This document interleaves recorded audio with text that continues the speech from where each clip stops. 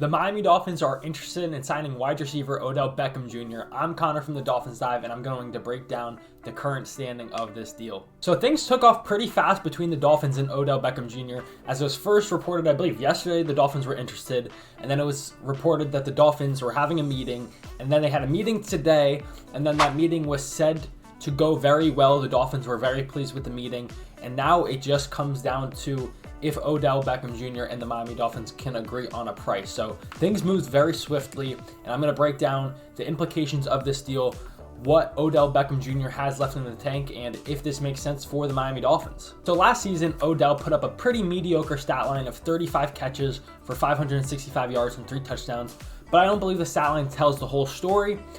But nonetheless, those stats aren't great. I think a big note to remind everyone of is that coming off an injury, especially ACL, it usually takes a player over a year to get over the injury. So I think 2 years off of that injury will benefit Odell tremendously.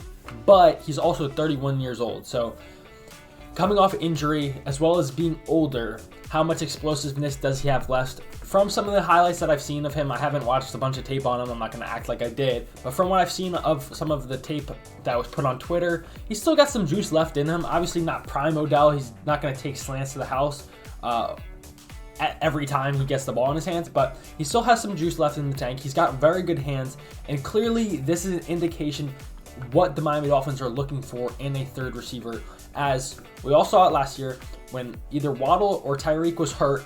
Teams were able to double the other one, and none of our other receivers were able to get open, and that is why the Dolphins are being very aggressive in pursuing a wide receiver 3. So if those two are getting double covered, they have someone who can win, and they believe Odell Beckham to be one of those people that can do it. There's reportedly another receiver out there that they're interested, whether it be a Hunter Renfrow, a Michael Thomas. Comment down below what you want to see the Dolphins do. Do you want to see Odell, Michael Thomas, or Hunter Renfrow? But clearly, the Dolphins are doing their due diligence on wide receiver 3, and they're going to get one based off of everything that's been put out there and their interest in Odell. They are going to pursue a legitimate wide receiver 3 to help complement Waddle and Tyreek. So basically, if you double those two, then you're going to get cooked. I mean, it's frustrating because I feel like if you're double covering 2 receivers, you should be able to run the football, but I guess on third and longs and whatnot. But I think Odell would be a great fit for this offense, especially coming off of his stats weren't great in the Ravens passing game, and the Ravens were very pass heavy, but just the structuring of the passing offense was just much different than the Dolphins. So I think in an offense like the Dolphins, which is very aggressive and very pass heavy, I think Odell would have a great chance to have success in Miami, especially warmer weather helps on the old joints, you know. So I think Odell would be a good fit for this offense. My main concern is really the price. But at what cost? Because once again, he's 31 years old. You know you're not getting an elite receiver, but you're getting a solid wide receiver 3. That's where the price comes into it, because he's 31 years old. He's not as explosive, but he's still a solid wide receiver 3 that you can add onto the roster. And that's where the price comes into it, because if I'm Chris Greer, I'm not paying over $8 million for a third receiver when you have Tyreek and Waddle. That just seems silly to me, especially with the addition of Jonnu Smith in the passing game. And you hope Eric Ezukama has something in him. Obviously, he went out with the injury last season, but he was looking promising. So I'm not going to overspend for a third receiver. So if the Dolphins can get OBJ for under $8 million per year, I wouldn't hate it. Obviously, I'd really hope for that number to be close to like $5 million if I'm being honest, because you really don't know how much he has left in the tank.